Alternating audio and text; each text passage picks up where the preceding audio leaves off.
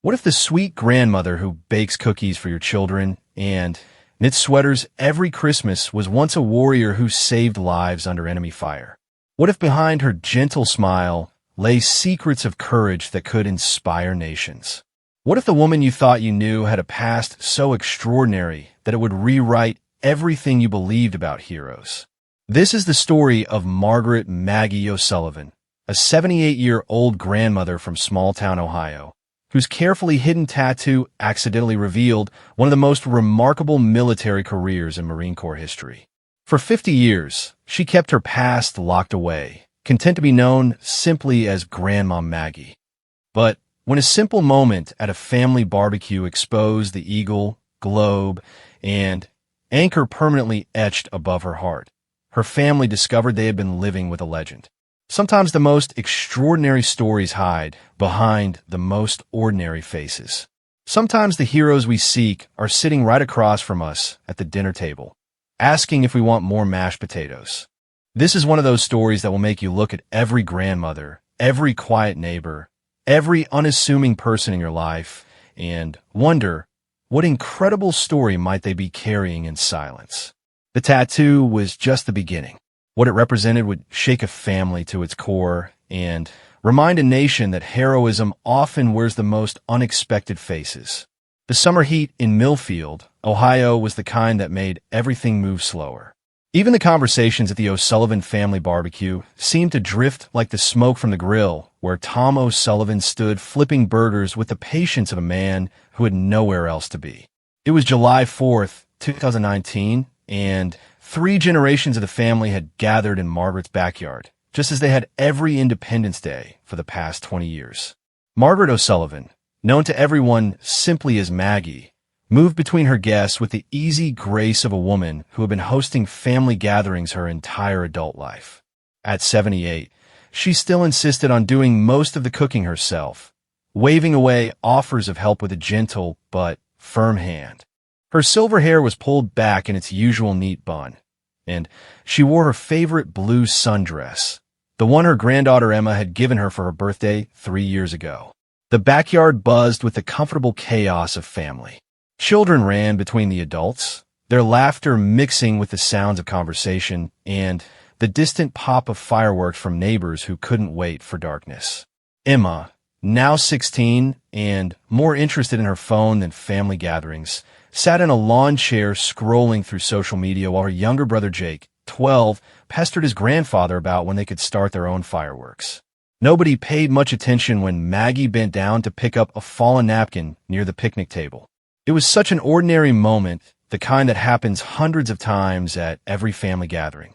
But as she leaned forward, the neckline of her sundress shifted slightly, revealing something that made Emma look up from her phone with sudden shock.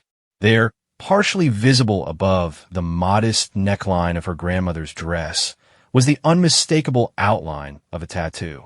Not just any tattoo, but what appeared to be the eagle, globe, and anchor symbol of the United States Marine Corps, etched in black ink that had softened with age, but remained clearly defined against her pale skin. Emma blinked hard, certain she was seeing things. Her grandmother, the woman who fretted over whether the potato salad had been sitting out too long, who always wore cardigans even in summer, who said grace before every meal and had never uttered so much as a mild curse word in Emma's presence, had a Marine Corps tattoo? It seemed impossible, like discovering that the family cat was secretly a tiger. The teenager's sharp intake of breath caught the attention of her cousin Michael, Tom's son from his first marriage, who was home from college and nursing his second beer of the afternoon. Michael followed Emma's stare and nearly choked on his drink. He had spent the last year studying military history and recognized the symbol immediately. The eagle, globe, and anchor wasn't just any military insignia. It was the sacred symbol of the Marine Corps, and it wasn't something people got on a whim or as a fashion statement. Maggie straightened up, completely unaware of the shock she had just delivered to 2 of her grandchildren. She continued her hostess duties, refilling the lemonade pitcher and checking that everyone had enough to eat. Her demeanor remained exactly as it had always been, calm, nurturing, and completely unremarkable. She laughed at her son-in-law's jokes, reminded everyone to use sunscreen, and gently scolded Jake for trying to sneak a third piece of pie before dinner. But Emma and Michael couldn't stop staring. They exchanged glances across the picnic table, both wondering if the other had seen what they thought they had seen. The tattoo had been visible for maybe 3 seconds, but those 3 seconds had shattered their entire understanding of who their grandmother was. Emma's mind raced through everything she knew about Maggie's past. Born in 1941, married to Grandpa Patrick when she was 19, had 3 children including Emma's mother Sarah, worked as a school secretary until retirement, devoted Catholic who never missed Sunday Mass. Nowhere in that carefully curated family history was there room for military service, especially not in the Marines. Women barely serve in combat roles even now, let alone in the 1960s when Maggie would have been the right age for military service. Michael, with his college-honed critical thinking skills, began to piece together a mental timeline. If his grandmother was 78 now, she would have been born in 1941. That would have made her 18 in 1959, prime age for military enlistment. But women in the military during that era were rare, and female Marines were almost unheard of.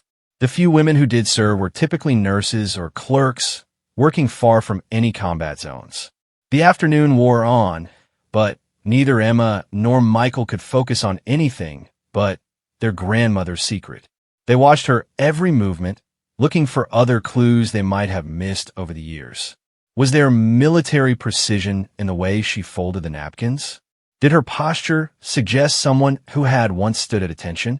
Had they ever noticed calluses on her hands that might suggest someone who had once handled weapons? But Maggie remained exactly as she had always been, the perfect grandmother. She fussed over whether people were eating enough, reminded everyone to stay hydrated in the heat, and told the same gentle stories about the children's parents that she had been telling for years. There was nothing in her demeanor to suggest a hidden warrior past, nothing to indicate that beneath her floral sundress lay the mark of one of America's most elite fighting forces.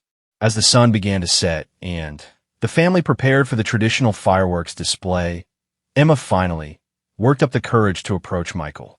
They met near the garden shed, away from the rest of the family, and spoke in the whispered tones of conspirators. "You saw it too, right?" Emma asked, her voice barely audible above the sounds of the gathering. Michael nodded grimly. "The eagle, globe, and anchor. That's definitely a Marine Corps tattoo." "But that's impossible," Emma said. "Grandma Maggie? She cries during commercial about lost puppies.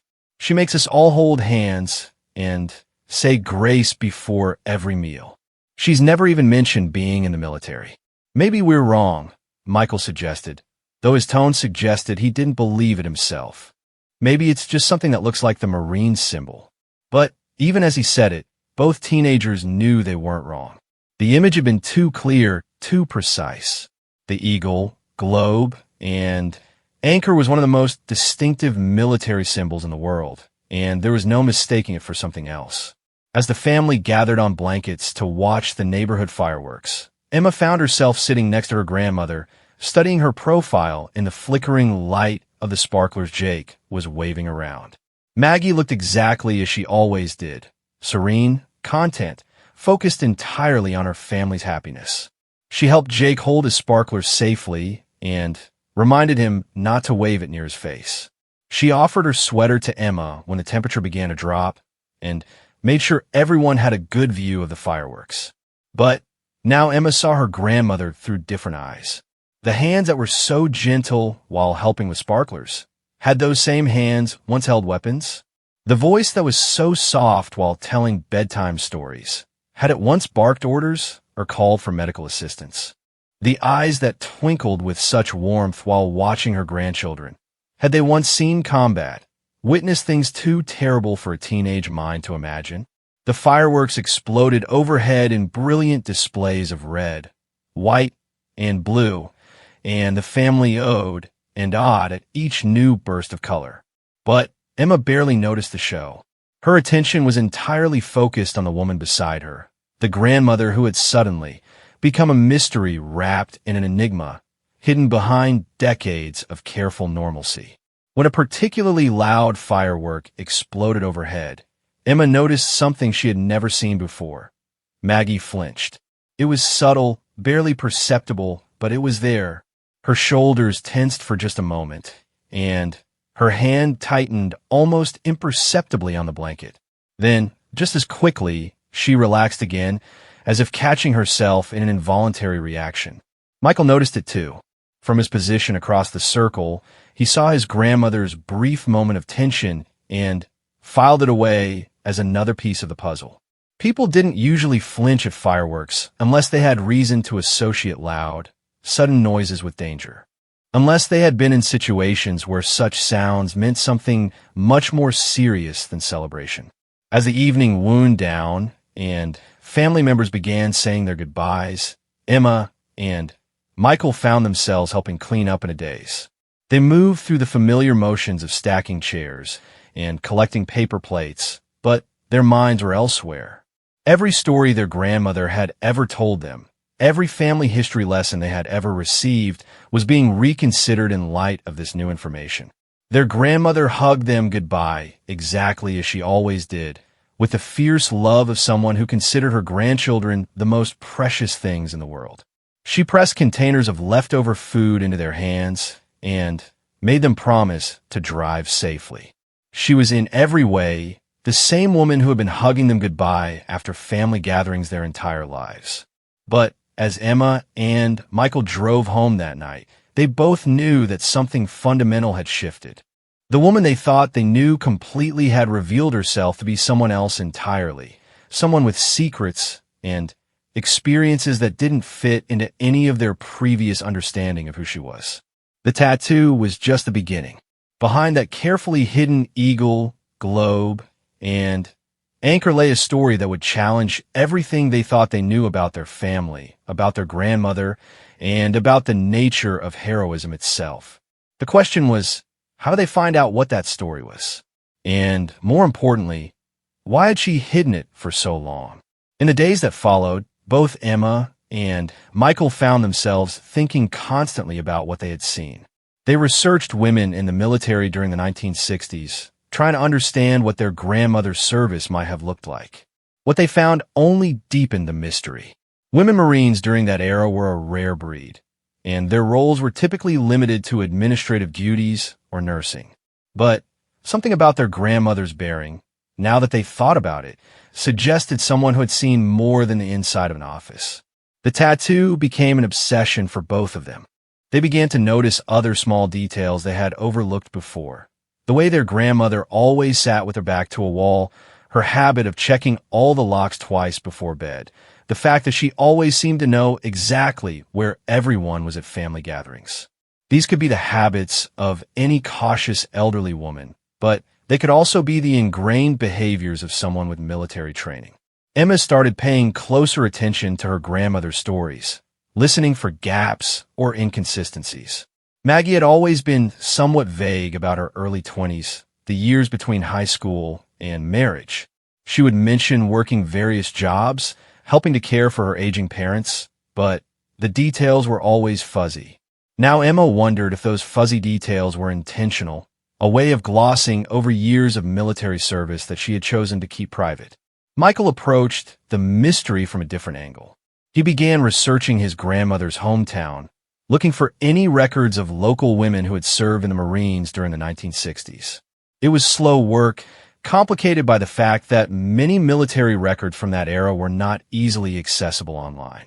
But he was determined to find answers. What neither of them realized was that their grandmother was perfectly aware of what she had revealed. Maggie had caught the shocked looks from her grandchildren, had noticed their sudden intense interest in her every movement. After 50 years of carefully guarding her secret, she recognized the signs of discovery. That night, as she prepared for bed in her quiet house, Maggie stood in front of her bedroom mirror and looked at the tattoo that had started it all. The eagle, globe, and anchor looked back at her, a reminder of a time when she had been someone else entirely. Someone brave, someone strong, someone who had faced challenges that would have broken many people. She had hidden that woman away for decades, choosing instead to be simply Maggie, the grandmother, the widow, the quiet woman who baked cookies and worried about her family. But now the past was threatening to surface, and she had to decide whether she was ready to let her family meet the Marine she had once been. The decision would change everything, not just for her grandchildren who had discovered her secret, but for her entire family. Because the story behind that tattoo was bigger than just one woman's military service. It was a story of courage under fire, of lives saved and battles won, of a young woman who had earned her place among the few, and the proud through acts of heroism that would humble anyone who heard them. But it was also a story of loss, of trauma, of reasons why someone might choose to bury their past so deeply that even their own family knew nothing about it. The question wasn't just what Maggie had done during her time as a Marine. The question was why she had worked so hard to make sure no one would ever find out. Emma couldn't sleep for 3 nights after the barbecue. Every time she closed her eyes, she saw that flash of her grandmother's tattoo, the unmistakable eagle, globe, and anchor that had turned her world upside down. By Wednesday morning, she had made a decision that would have surprised everyone who knew the typically shy teenager. She was going to find out the truth about her grandmother's past, no matter what it took. The local library in Millfield was not exactly a hub of cutting-edge research technology, but it was where Emma started her investigation. Mrs. Henderson, the librarian who had helped Emma with school projects since elementary school, was initially puzzled by the teenager's sudden interest in women's military history from the 1960s. This is quite a departure from your usual young adult fiction requests, Mrs. Henderson observed as she helped Emma navigate the library's historical databases. Is this for a summer school project? Emma had prepared for this question. I'm thinking about writing an essay for college applications about unsung heroes in American history, she said, which was technically true, even if it wasn't the whole truth. The research was frustrating at first. Information about women in the military during the Vietnam era was scattered and often incomplete. Many records were classified or had been lost over the years. But slowly, Emma began to piece together a picture of what women Marines faced during that time period. The Women Marine Corps had been officially established in 1943, but by the 1960s, female Marines were still a tiny minority in an overwhelmingly male organization. They faced discrimination, limited opportunities, and constant pressure to prove themselves worthy of wearing the uniform. Most were assigned to administrative duties, communications, or supply roles. Combat positions were officially off-limits to women, though Emma's research suggested that the reality on the ground was sometimes different from official policy. Meanwhile, Michael was conducting his own investigation from his dorm room at Ohio State University. With access to the university's research databases and the help of his military history professor, Dr. James Crawford, he was able to dig deeper into the specific experiences of women who served during the Vietnam conflict. Female Marines during Vietnam were in a unique position. Dr. Crawford explained during an office hours meeting that Michael had requested under the guise of academic curiosity. Officially, they weren't supposed to be anywhere near combat zones. But in reality, the nature of that conflict meant that danger could find you anywhere. Many women who thought they were signing up for safe, stateside duties found themselves in the middle of situations they never could have imagined. Dr. Crawford pulled out several reference books and began showing Michael photographs of women Marines from the era. The images were striking. Young women in crisp uniforms, their faces serious and determined. They looked nothing like the stereotypical image of 1960s women that popular culture had preserved. These women were pioneers, Dr. Crawford continued. They broke barriers and fought for respect in an institution that wasn't always ready to accept them. Many of them have stories that would rival any war heroes, but those stories have often gone untold. Michael studied the photographs carefully, looking for any resemblance to his grandmother. The woman in these pictures looked confident, strong, ready for anything.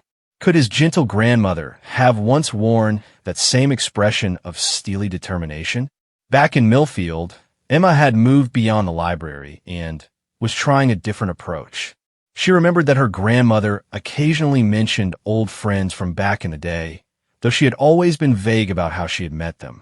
Emma decided to start with Mrs. Dorothy Walsh, an elderly woman who sometimes came to family gatherings and seemed to share some kind of special understanding with Maggie. Emma found an excuse to visit Mrs. Walsh under the pretense of delivering some of her grandmother's famous chocolate chip cookies.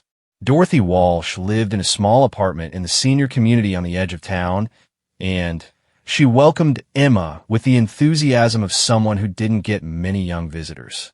"How thoughtful of your grandmother," Mrs. Walsh said as she invited Emma in for tea. "Maggie has always been so considerate. We've been friends for so many years." Emma seized the opening. "How did you and Grandma meet? She's always so vague about her past." Something flickered across Mrs. Walsh's face, a brief moment of caution that Emma almost missed. "Oh, we've known each other since we were young women. You know how it is with old friendships." But Emma pressed gently. "Where were you young women together?" "Here in Millfield." Mrs. Walsh busied herself with the tea service, her movements suddenly careful and deliberate. "Oh, here and there? You know, dear, some memories are better left in the past." The response was polite but firm, and Emma recognized a dead end when she hit one. However, as she was leaving, she noticed something that made her pulse quicken. On Mrs. Walsh's bookshelf, almost hidden behind a plant, was a small frame containing what looked like a military commendation. Emma couldn't see the details clearly, but the red, white, and blue ribbon was unmistakable. That evening, Emma called Michael and shared her findings. Michael had been having similar experiences, hints and suggestions that there was more to their grandmother's story, but no one who was willing to talk openly about it. "It's like there's some kind of code of silence," Michael said over the phone. Dr. Crawford mentioned that many women veterans from that era are reluctant to discuss their service. He said there were a lot of reasons why someone might choose to keep that part of their life private. Emma had been thinking about the same thing. What if Grandma isn't hiding her military service because she's ashamed of it? What if she's hiding it because it was traumatic? What if something happened that she doesn't want us to know about? It was a sobering thought. Emma had always viewed her quest for information as solving an exciting mystery, but she was beginning to realize that some secrets were kept for good reasons. Maybe her grandmother had earned the right to keep her past private. Maybe some stories were too painful to share, even with family. But Emma's curiosity had grown too strong to abandon the search completely. She decided to try one more approach, the internet. While the Millfield Library's resources were limited, Emma had grown up in the digital age and knew how to navigate online databases and social media platforms that might contain clues about her grandmother's past. Her breakthrough came from an unexpected source, a Facebook group called Women Marines Vietnam Era. The group was small, with only about 200 members, but it was active with women sharing memories, photos, and stories from their service years. Emma created a fake account and requested to join the group, claiming to be researching women's military history for a school project. Once accepted into the group, Emma began carefully browsing through old posts and photographs. Many of the women shared stories of their service, some with pride, others with a mixture of sadness and nostalgia. The experiences they described were often very different from the official narratives Emma had read in her library research. These women talked about being in dangerous situations despite official policies that were supposed to keep them safe. They shared stories of improvising under pressure, of taking on roles they weren't technically trained for, of proving themselves capable of far more than anyone had expected. Some had been in mortar attacks, had treated wounded soldiers, had faced life and death situations that tested them in ways they never could have anticipated. Emma spent hours reading these stories, beginning to understand that her grandmother's generation of military women had experienced things that went far beyond typical administrative duties. The more she read, the more she realized how little she actually understood about what military service during that era had really meant for women. Then, late one night, while scrolling through old photos in the group, Emma saw something that made her heart stop. In a black and white photograph labeled Trang Bang Field Hospital, 1969, there was a young woman in Marine fatigues who looked remarkably familiar. The photo was grainy, and the woman's face was partially obscured by shadows, but something about her posture, her profile, made Emma's breath catch in her throat. The woman in the photo couldn't be more than 20 years old. She was standing next to a military ambulance, and she appeared to be directing other personnel in loading wounded soldiers. Her sleeves were rolled up, revealing strong forearms, and her expression was one of intense concentration. Everything about her body language suggested someone in command, someone who knew exactly what they were doing in a crisis situation. Emma stared at the photo for nearly an hour, comparing it to mental images of her grandmother at various ages. The bone structure seemed right, the way the woman held her shoulders, even the shape of her hands. But it seemed impossible that the gentle woman who worried about whether the pot roast was too dry could be the same person as this obvious military leader captured in what was clearly a combat zone. Emma screenshot the photo and immediately called Michael, despite the late hour. When he answered groggily, she could barely contain her excitement. "Michael, I think I found her. I think I found a picture of Grandma during the war." "What?" "Emma, it's midnight. Are you sure? Look, I'll send it to you right now. Tell me what you think." Michael was fully awake by the time he received the photo. He studied it as carefully as Emma had, zooming in on different parts of the image, trying to compare the young woman to their grandmother. "The resemblance is strong," he admitted. "But, Emma, this photo is from a field hospital in Vietnam. Women weren't supposed to be in combat zones." "That's exactly my point," Emma said. "What if Grandma wasn't doing what women were supposed to be doing? What if she was doing something much more dangerous and important than anyone realized?"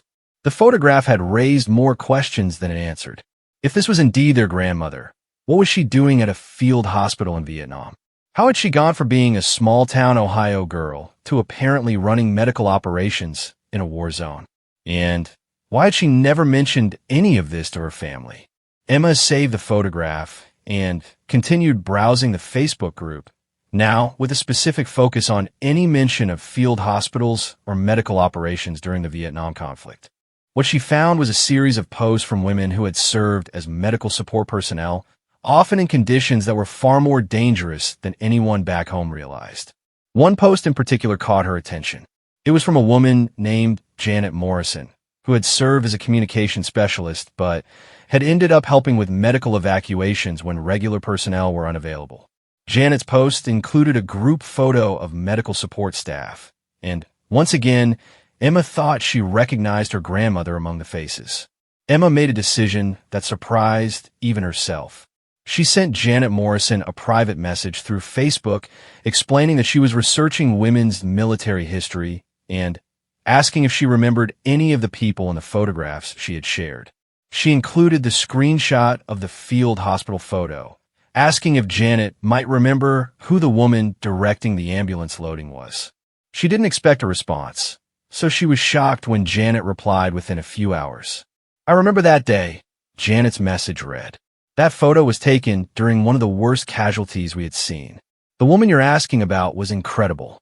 She probably saved a dozen lives that day. We all called her Angel because she seemed to appear wherever she was needed most. Real name was Margaret something. Irish last name. Why are you asking about her specifically?" Emma stared at the message for a long time before responding. Her hand shook slightly as she typed back. "I think she might be my grandmother." Janet's response came quickly. "If Margaret is your grandmother, then you're related to one of the bravest women I ever served with. She was a legend among all of us who were there. But, honey, if she never told you about her service, there might be good reasons for that. Some of us came home with stories that were too hard to share, even with the people we loved most." The exchange with Janet Morrison had confirmed Emma's suspicions, but also filled her with a new sense of responsibility. Her grandmother wasn't just a veteran. She was apparently someone who had performed acts of heroism under fire, someone whose courage had been legendary among her fellow service members. But she was also someone who had chosen to keep these experiences entirely private, even from her own family. Emma found herself caught between her burning desire to learn more about her grandmother's extraordinary past and a growing understanding that some secrets might be kept out of necessity rather than shame. The woman in those photographs had clearly seen things, done things, experienced things that might be too difficult to talk about, even decades later. As Emma drifted off to sleep that night, she made a decision. She would continue her research, but she would also start looking for ways to approach her grandmother directly. The internet and old friends could only tell her so much. If she really wanted to understand who her grandmother had been during those years of service, she was going to have to find the courage to ask the woman herself. The question was, how do you ask someone to share the parts of their life they've spent 50 years trying to forget? How do you convince a grandmother to let you meet the Marine she used to be? And, most importantly, was Emma prepared to hear stories that might change how she saw her beloved grandmother forever? The tattoo had been just the beginning. Behind that eagle, globe, and anchor lay a story of courage, sacrifice, and heroism that was bigger than Emma had ever imagined. But it was also a story of trauma, loss, and survival that her grandmother might have very good reasons for keeping buried. Emma was about to learn that sometimes the most extraordinary people are also the ones carrying the heaviest burdens, and that true heroism often comes with a price that lasts long after the battles are over. Emma stood on her grandmother's front porch for 15 minutes before working up the courage to knock. She had rehearsed this conversation a dozen times in her mind, but now that she was actually here, every carefully planned opening line seemed inadequate. How do you begin a conversation that you know will change everything? It was a Thursday afternoon in late July, 2 weeks after the barbecue that had started it all. Emma had chosen this time deliberately. Her grandmother would be home from her weekly grocery shopping, but it would still be several hours before dinner when other family members might stop by. She needed privacy for this conversation, and she needed time.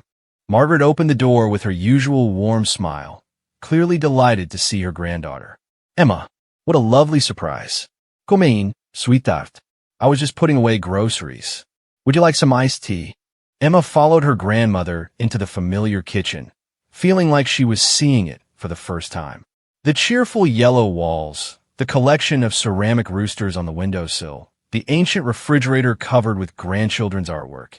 It all looked exactly the same, but Emma now viewed it through the lens of what she had discovered.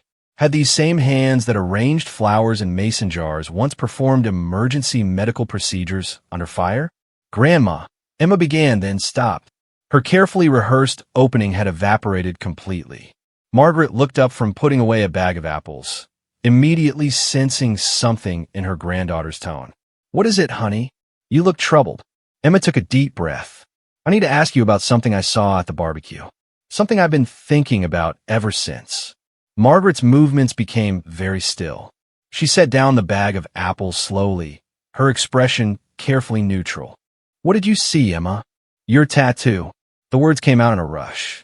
I saw your tattoo, Grandma. The eagle, globe, and anchor. The Marine Corps symbol. The silence that followed was profound.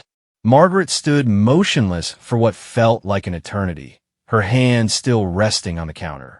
Emma watched her grandmother's face cycle through a series of emotions. Surprise, resignation, something that might have been fear, and, finally, a kind of weary acceptance. I wondered if someone had noticed, Margaret said quietly. I've been so careful for so many years. Grandma, were you a Marine? Margaret moved to the kitchen table and sat down heavily, suddenly, looking every one of her 78 years. Yes, she said simply. I was a Marine. Emma sat across from her grandmother, feeling a mixture of vindication and terror. She had been right, but now that she had confirmation, she wasn't sure she was ready for whatever came next. I've been researching women Marines from the Vietnam era, Emma said carefully. I found some photos online. I think I found pictures of you. Margaret's head snapped up, her eyes sharp with something Emma had never seen in them before. Not fear, exactly, but a kind of alertness that reminded Emma uncomfortably of a soldier scanning for threats. What kind of pictures? Emma pulled out her phone and showed her grandmother the screenshot from the Facebook group, the grainy black and white photo of the young woman directing ambulance operations at the field hospital. Margaret stared at the image for a long time, her face unreadable. Where did you find this? A Facebook group for women veterans. There's a woman named Janet Morrison who remembers you. She said they called you Angel. Margaret closed her eyes, and Emma saw her take several deep, measured breaths. When she opened her eyes again, they were bright with unshed tears. Janet Morrison, Margaret repeated. I haven't heard that name in decades. Is she well? She seemed to be. Grandma, she said you were a hero. She said you saved lives. Margaret stood abruptly and walked to the kitchen window, looking out at the backyard where just weeks ago they had all gathered for the barbecue.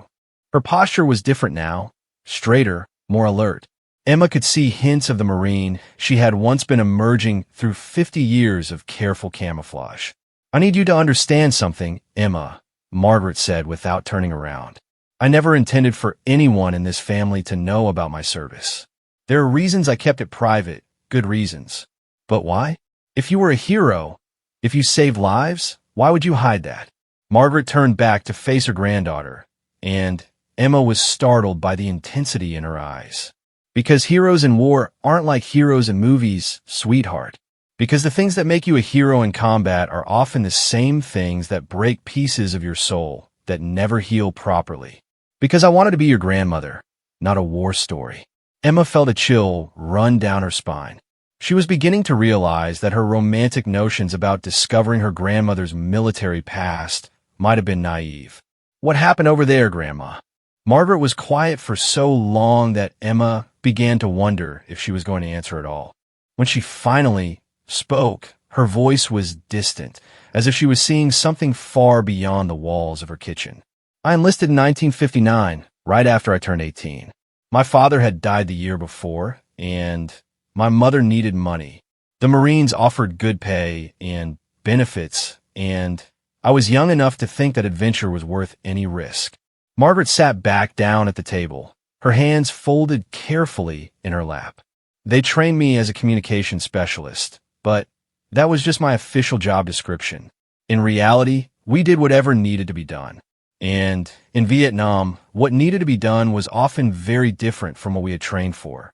How did you end up in Vietnam? I thought women weren't supposed to be in combat zones. Officially, we weren't. I was supposed to be stationed in the Philippines, handling communications between the U.S. and various field operations. But there was a personnel shortage, and they needed experienced communications people closer to the action. I volunteered. Emma tried to picture her gentle grandmother as a young woman volunteering for dangerous duty. Why did you volunteer? Because I was good at my job, and I knew Marines in the field needed reliable communications to stay alive. Because I was 20 years old and still believed that doing the right thing was always worth the risk. Margaret's smile was sad. Because I had no idea what I was volunteering for. Margaret got up and put the kettle on for tea, her movements automatic and soothing. But Emma could see the tension in her shoulders, the careful control in her voice. The photo you found was taken at Trang Bang, a field hospital about 30 miles northwest of Saigon. I wasn't supposed to be there, but our communications equipment had been damaged in a mortar attack, and they needed someone who could establish contact with headquarters to coordinate medical evacuations. What was it like? Margaret was quiet while she prepared the tea, measuring leaves with the same precision she brought to all her domestic tasks. But when she spoke again, her voice had a hollow quality that Emma had never heard before. Hell, Emma. It was hell. The simple, stark honesty of that statement hit Emma like a physical blow. Her grandmother had never used profanity in her presence, had never spoken with such unvarnished directness about anything difficult. The day that photo was taken, we had received casualties from a convoy that hit a roadside bomb. 12 wounded Marines, 3 of them critical. The regular medical evacuation helicopter couldn't land because we were taking sporadic sniper fire, so I had to coordinate with air support to clear the area while simultaneously organizing ground transport to get the most critical patients to a safer landing zone. Margaret set 2 cups of tea on the table, and sat down again. Her hands were steady, but Emma noticed that she wrapped them around her teacup as if she needed the warmth. I was operating 3 different radio systems at once, coordinating with helicopter pilots, ground commanders, and medical personnel. The worst part was that I had to make decisions about which patients could wait and which ones needed immediate evacuation. Some of those Marines were barely older than you are now. Emma felt her chest tighten. Did they all survive? Margaret was quiet for a long moment. Most of them did. We saved 11 out of 12 that day, but one didn't. His name was Anthony Rodriguez. He was 19 years old from Texas. He had been writing letters to his girlfriend back home, planning to propose when he got back. Margaret's voice remained steady, but Emma saw tears beginning to run down her cheeks. He died while I was coordinating his evacuation. The helicopter was literally landing when we lost him. Emma reached across the table and took her grandmother's hand. The skin was soft and wrinkled, marked by decades of age, but the grip was still strong. I'm so sorry, Grandma. For 3 months, I carried his letters in my pocket. I was supposed to send them back to his family, but I kept putting it off. I told myself I was too busy, that there would be time later. But really, I just couldn't face writing the letter that would go with them, couldn't face explaining to his parents and his girlfriend what had happened. Margaret wiped her eyes with a napkin, but her composure was cracking. Emma could see the 20-year-old Marine beneath her grandmother's carefully constructed surface, still carrying guilt from decisions made under impossible circumstances 50 years ago. Finally, my commanding officer ordered me to send them. He said I was torturing myself for no reason, that Rodriguez's death wasn't my fault. But, Emma, when you're the person making life and death decisions in real time, when you're the voice coordinating between a dying Marine and the help that's trying to reach him, it doesn't matter what anyone else says about fault. It feels like your responsibility. Emma was beginning to understand why her grandmother had kept this part of her life hidden. This wasn't a story of simple heroism that could be easily shared at family gatherings. This was a story of impossible choices made by someone too young to have to make them, a responsibility that number 20-year-old should have to carry. How long were you there? 14 months. I was supposed to rotate home after 12 months, but I extended my tour twice.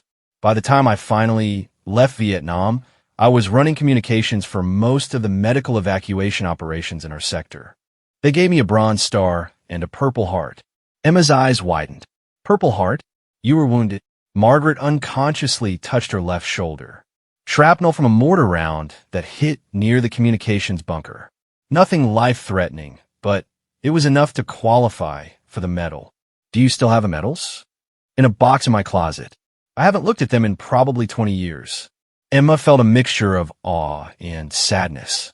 Her grandmother was a decorated war hero, someone who had literally saved lives under fire. But she had hidden that fact so completely that even her own family had no idea. Grandma, why didn't you ever tell us? We would have been so proud of you. Margaret stood up and walked back to the window, looking out at the peaceful suburban scene beyond. Because I didn't want to be defined by the worst things I had seen, Emma. When I came home from Vietnam, I was angry and scared and broken in ways I didn't know how to fix. All I wanted was to be normal, to have a normal life with normal problems. She turned back to face Emma. Your grandfather helped me find that normalcy. When I met Patrick, I decided that the Marine I had been would stay in the past. I wanted to be someone who baked cookies and worried about whether the children were wearing warm enough coats. I wanted to be someone gentle. But you were gentle in Vietnam, too. Janet Morrison said you were known for taking care of people. I was also someone who could call in airstrikes when necessary, who could make life and death decisions without hesitation, who could look at wounded Marines and immediately triage them by their chances of survival. Margaret's voice was steady, but Emma could hear the pain beneath the calm surface. Those skills served me well in war, but they don't necessarily make you the kind of grandmother who can read bedtime stories without seeing ghosts. Emma was beginning to understand the enormous effort her grandmother had put into becoming the woman her family knew and loved. The gentle, nurturing woman who had raised Emma's mother and later helped raise Emma herself, hadn't been a natural evolution from the wartime Marine. She had been a conscious construction, a decision to be someone different. Don't you think we deserve to know who you really were? Margaret considered the question carefully. I think you deserve to know the woman I chose to become, which was someone who loved her family more than anything else in the world. The Marine I was in Vietnam was brave and competent and did important work, but she was also carrying trauma and anger and guilt that took me years to work through. I didn't want that woman to be the one raising my children. Emma felt a complex mixture of emotions. Part of her was proud to learn about her grandmother's heroic past, but another part was grappling with the realization that the woman she had always known was, in some ways, a carefully crafted persona designed to protect both her grandmother and her family from the harder truths of her past. Do Mom and Dad know?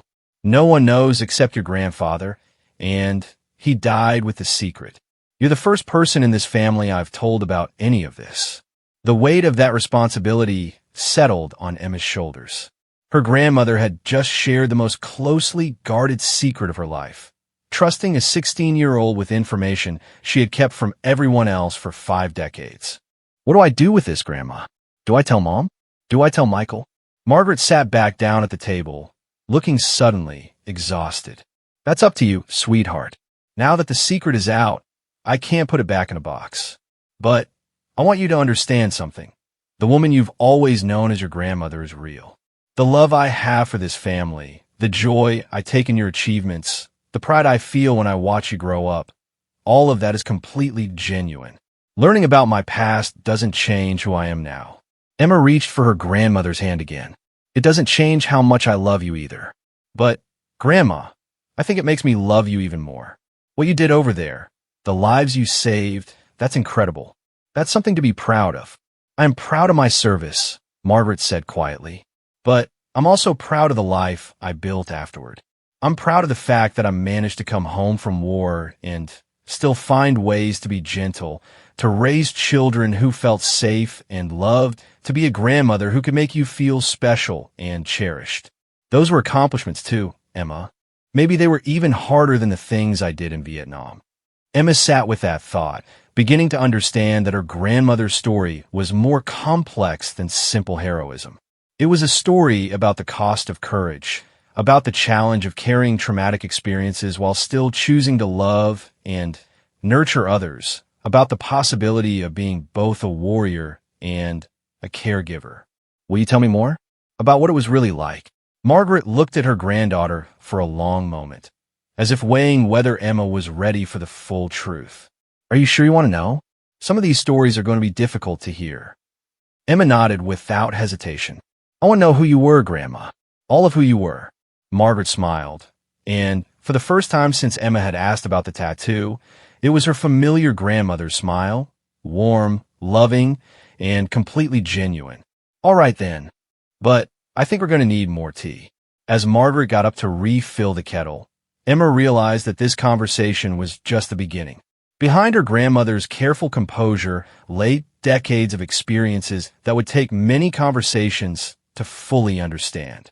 But for the first time in weeks, Emma felt like she was finally meeting the complete person her grandmother had always been, not just the gentle woman who baked cookies, but also the Marine who had saved lives under fire and then chosen to dedicate the rest of her life to nurturing the people she loved.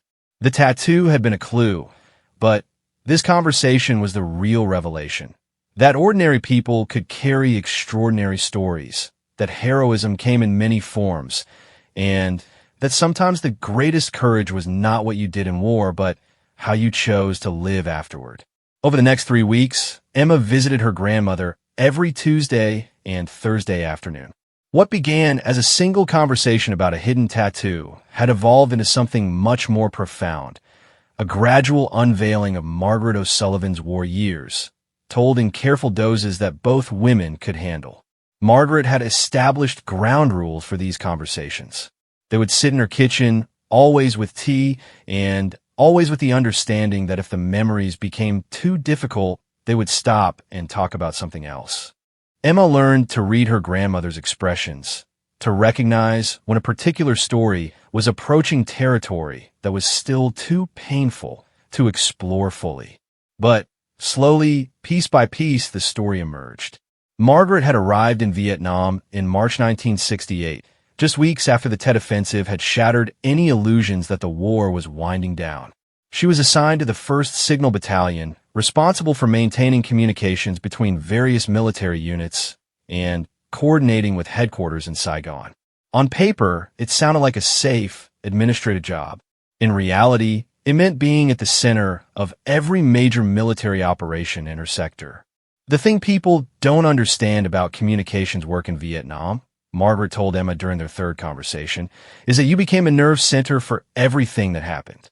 Commanders in the field depended on you to relay information about enemy positions, coordinate supply drops, arrange medical evacuations, and call for backup when things went wrong.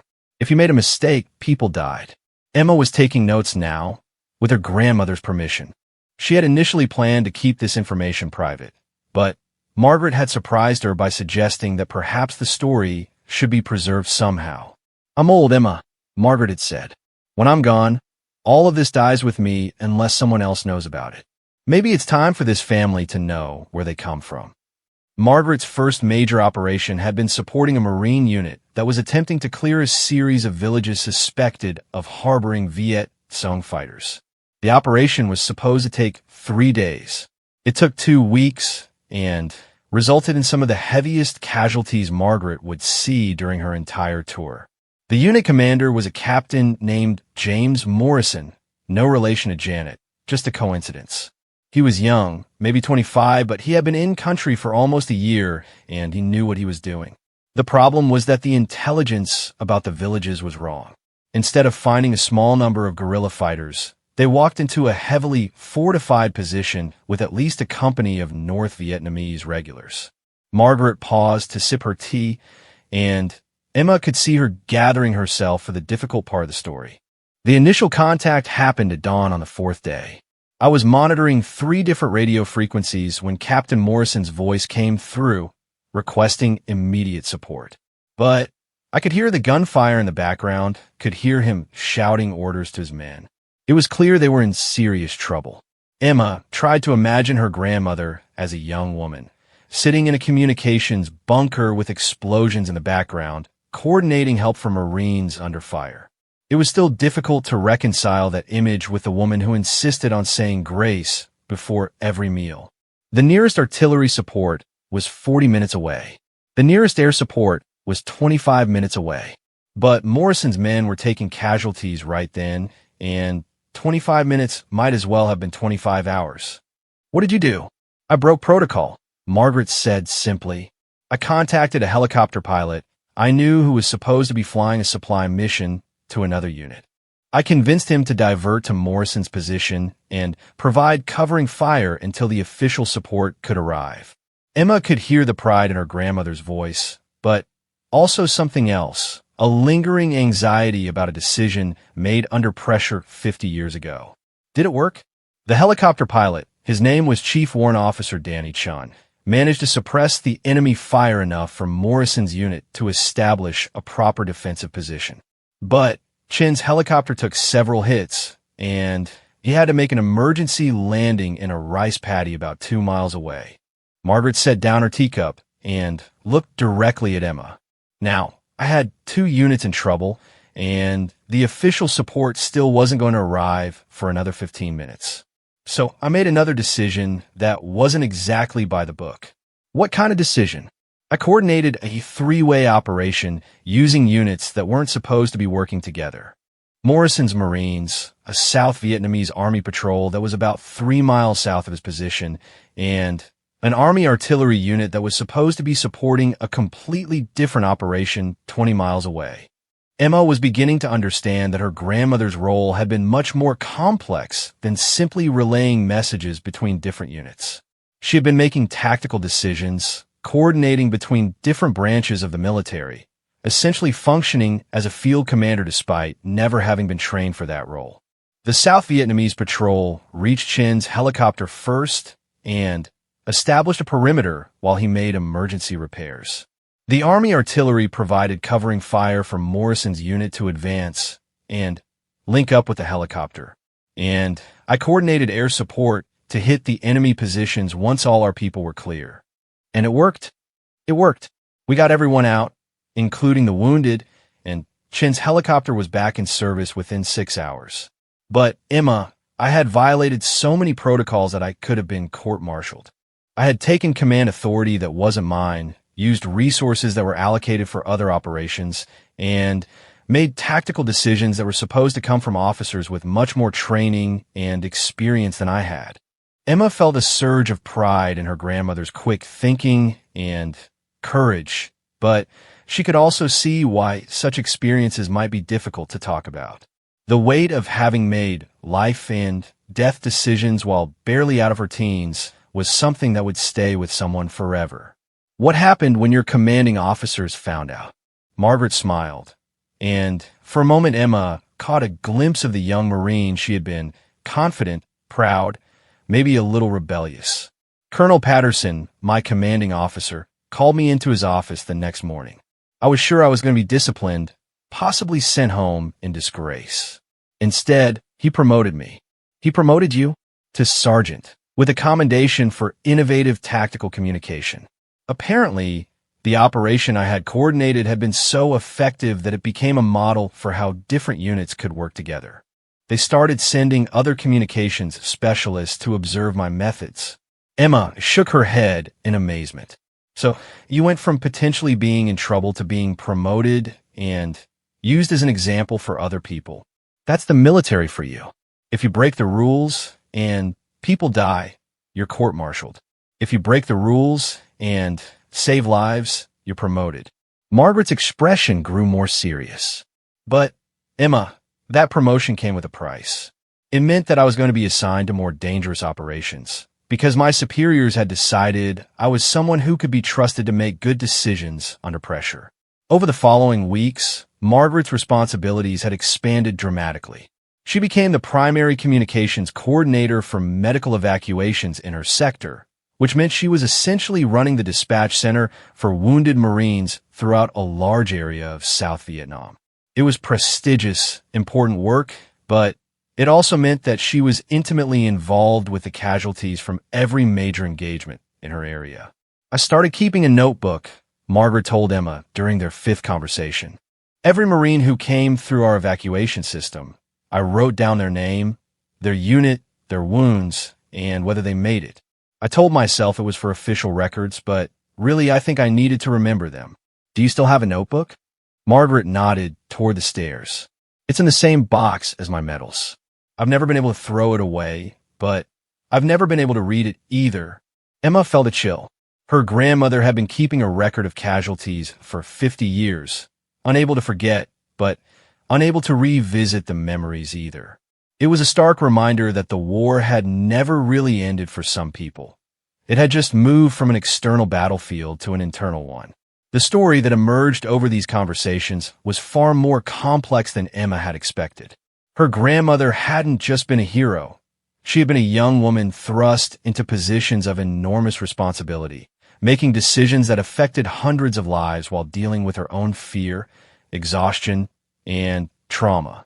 Margaret described coordinating evacuations under mortar fire, staying at her radio position while explosions landed close enough to shake dirt from the bunker ceiling. She talked about having to choose which wounded Marines got priority for helicopter evacuation when there weren't enough aircraft available for everyone who needed immediate medical attention. She shared memories of working 18-hour days during major offensives, surviving on coffee and adrenaline while coordinating help for units scattered across dozens of miles of hostile territory. But she also talked about smaller moments that had stayed with her. The Marine who insisted on dictating a letter to his mother while medics worked on his wounds, the helicopter pilot who always requested her specifically for difficult evacuations because he trusted her judgment, the South Vietnamese interpreter who became her closest friend and taught her enough Vietnamese to communicate directly with local civilians. Her name was Nguyen Thi Lan, but everyone called her Lily because Americans had trouble with her real name, Margaret said during their 6th conversation. She was about my age, maybe a year younger, and she was braver than any Marine I ever served with. Emma could hear the affection in her grandmother's voice when she talked about Lily, a warmth that was different from how she described her military colleagues. Lily had lost her entire family during the Tet Offensive, parents, brothers, sisters, everyone. She could have left Vietnam, could have tried to get to America or Australia or anywhere safer. Instead, she stayed to help interpret for American medical personnel. She said that if helping Americans save wounded Vietnamese civilians meant that other families wouldn't lose everyone like she had, then that was what she needed to do. What happened to her? Margaret's expression grew distant, and Emma recognized the look that meant they were approaching territory that was still too painful to explore fully. Lily was killed in a rocket attack on the hospital where we were working. She had stayed late to help treat civilians who had been caught in crossfire during a firefight earlier that day. The attack came at night, when most of the American personnel had returned to base, but Lily was still there because she wanted to make sure the Vietnamese families understood what was happening to their wounded relatives. Emma felt tears welling up in her eyes. Every story her grandmother told seemed to involve loss, sacrifice, and decisions that no young person should have had to make. I was supposed to be at the hospital that night, too, Margaret continued quietly. But I had been reassigned to coordinate a supply drop for a unit that was running low on medical supplies. If I had been there, I might have been able to get Lily to leave earlier, might have been able to save her. Grandma, you can't blame yourself for that. I know that intellectually, Emma, but knowing something and feeling it are different things. I've carried guilt about Lily's death for 50 years, just like I've carried guilt about Anthony Rodriguez and a dozen other Marines whose names are in that notebook upstairs. Emma was beginning to understand why her grandmother had chosen to bury these memories so deeply. The weight of survivor's guilt, combined with the responsibility she had carried for so many other people's lives, was more than most people could bear. The fact that her grandmother had managed to come home and build a loving, nurturing life for her family was perhaps an even greater act of heroism than anything she had done in Vietnam. How did you get through it? How did you keep going when so many terrible things were happening? Margaret considered the question carefully. You focus on the lives you can save instead of the ones you can't. You do your job as well as you possibly can, and you try not to think about anything beyond the next radio call, the next evacuation, the next decision you have to make. And you hold on to the hope that eventually you'll get to go home and be someone different. Did you always plan to keep it secret from your family? When I first came home, I fully intended to tell your grandfather everything. I thought that sharing the burden with someone who loved me would help me process what I had been through. Margaret's smile was sad, but the more time passed, the more I realized that talking about Vietnam meant bringing all that trauma into our home, into our marriage, into the life we were trying to build together. Margaret had met Patrick O'Sullivan 6 months after returning from Vietnam. She had been working as a secretary at a manufacturing company in Cleveland, living in a small apartment, and trying to figure out how to be a civilian again. Patrick was a kind, gentle man who worked as an engineer and had no military experience whatsoever. Patrick could see that I was carrying something heavy, but he never pushed me to talk about it before I was ready. He just loved me consistently and patiently until I started to believe that I could be someone other than the Marine who had seen too much and made too many hard decisions. But you never told him the details? I told him that I had served in Vietnam and that it had been difficult. I told him that I had communications training and that I had been involved with medical evacuations. But I never told him about the specific operations, never told him about the people who died, never shared the stories that still wake me up sometimes in the middle of the night. Emma realized that her grandmother had been protecting everyone around her for 5 decades, carrying the full weight of her war experiences alone in order to shield her family from the trauma she had endured. Don't you think he would have wanted to help you carry that burden? I'm sure he would have, Margaret said. Patrick was the most supportive man I've ever known. But, Emma, there are some experiences that you can't share without damaging the people you love. Some stories are too heavy to place on someone else's shoulders, especially someone who has never experienced anything like them. During their 8th conversation, Margaret finally agreed to show Emma the box of mementos she had kept from her military service. They went upstairs to Margaret's bedroom, where she retrieved a small wooden box from the top shelf of her closet. Emma was struck by how ordinary it looked, just a plain wooden box that could have contained jewelry or keepsakes from a normal life. Inside were Margaret's medals, the Bronze Star for heroic service, the Purple Heart for wounds received in action, several commendation medals, and her original set of Marine Corps pins. There were also a few photographs, Margaret in uniform with other Marines, Margaret standing next to a helicopter, Margaret receiving one of her commendations from a general whose name she no longer remembered. But it was the notebook that affected Emma most deeply. It was a small, military-issue notebook with a worn green cover. Margaret opened it carefully, as if it might crumble at her touch. Page after page was filled with neat handwriting, documenting the wounded and dead from Margaret's sector of Vietnam. Names, ranks, units, types of injuries, outcomes. A meticulous record of human suffering and loss. How many names are in there? I never counted, Margaret said quietly. I was afraid to.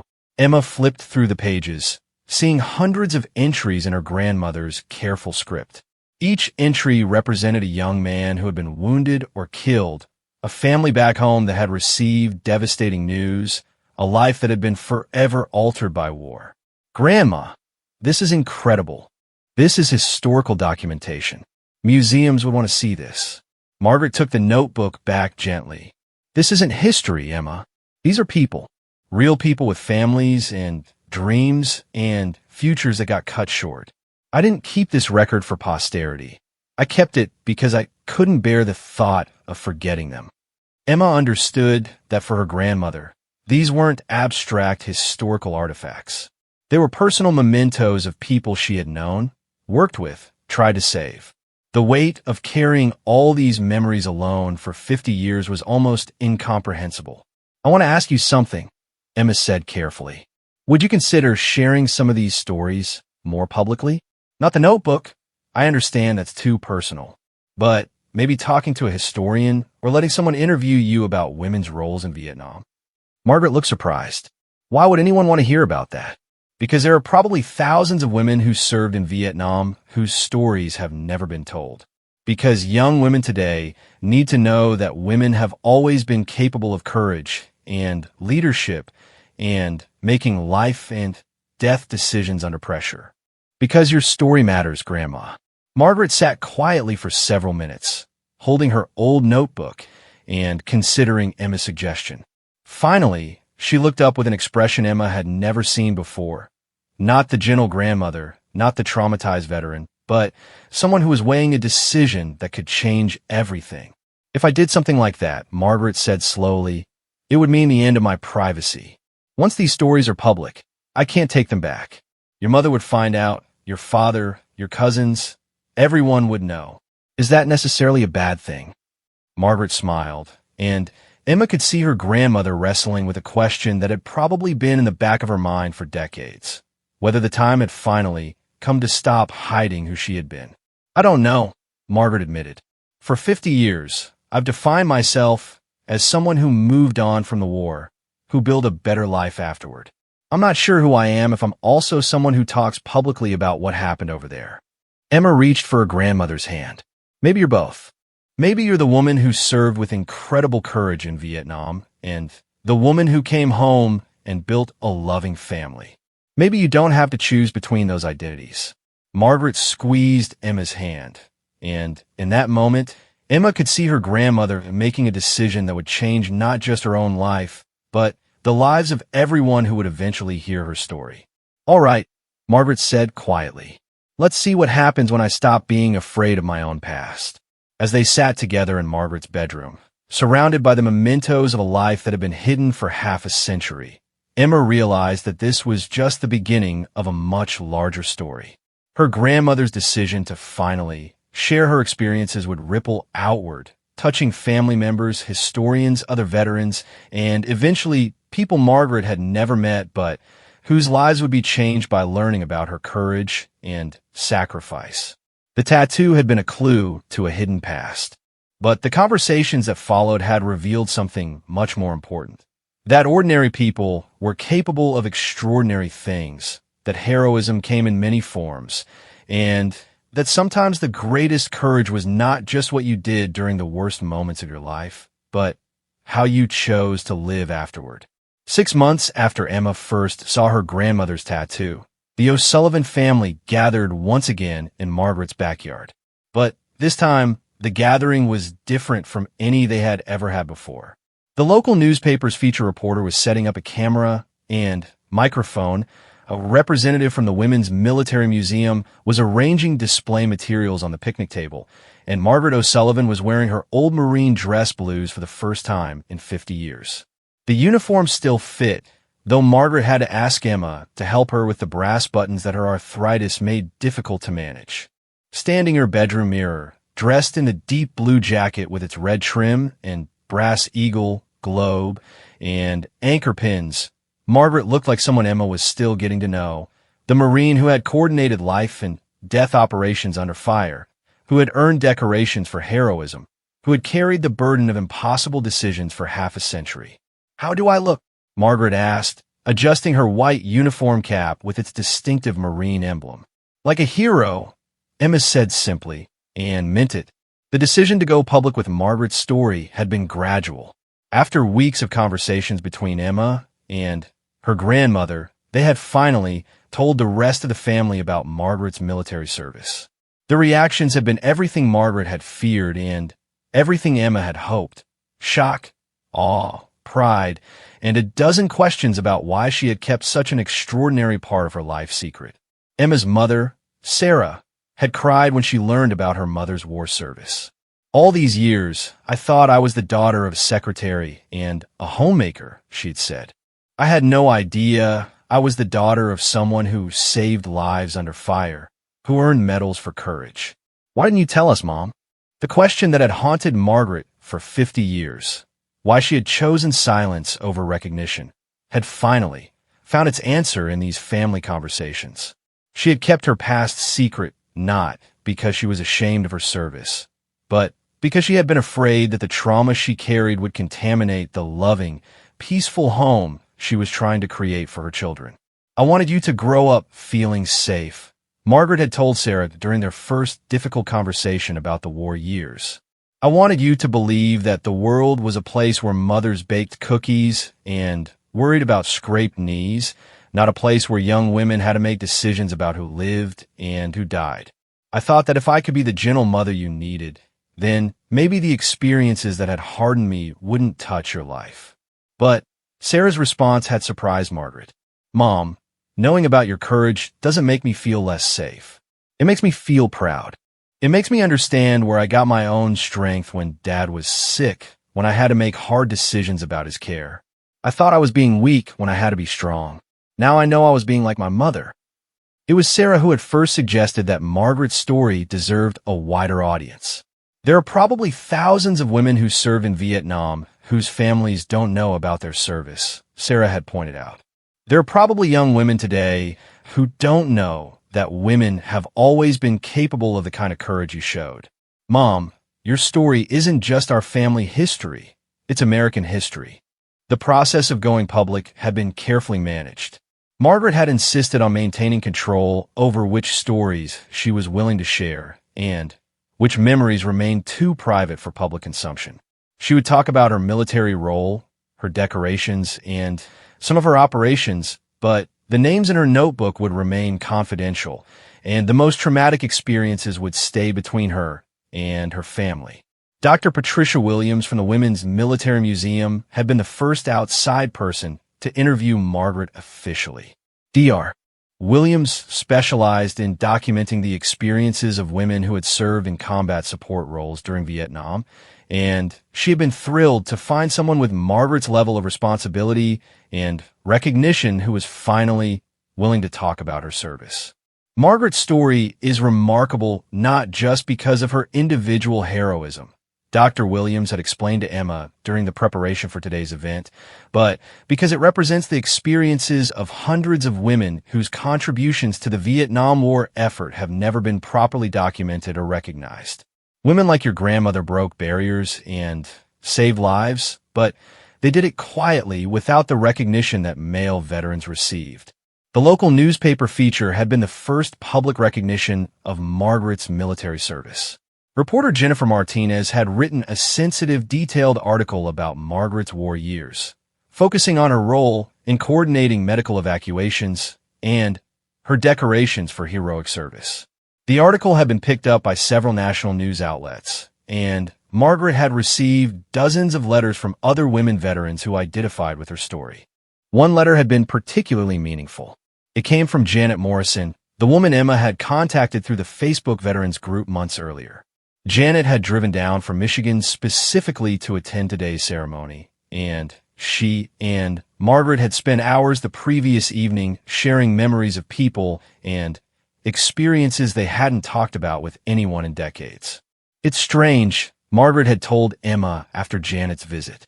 "For 50 years, I thought I was the only one carrying these memories. But talking to Janet, I realized that all of us who served over there have been carrying similar burdens, often in similar silence. Maybe it's time for all of us to stop being afraid of our own stories." As the afternoon ceremony began, Emma watched her grandmother transform once again. Standing at attention in her dress blues, receiving recognition from the Veterans of Foreign Wars Post Commander, Margaret moved with the precision and dignity of someone who had never really stopped being a Marine.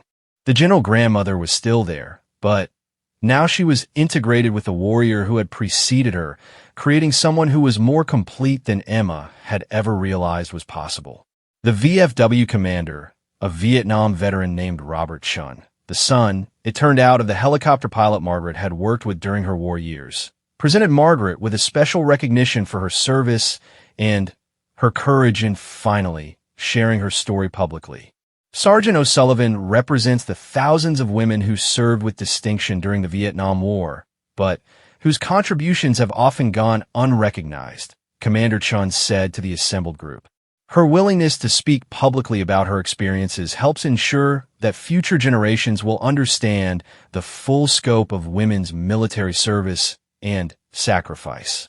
Margaret's response was brief, but powerful. "For 50 years, I believed that my war experiences were something I needed to keep separate from my life as a mother and grandmother. I thought that protecting my family from the harder parts of my past was the best way to love them. But I've learned that hiding your strength doesn't protect anyone. It just deprives the people who love you of the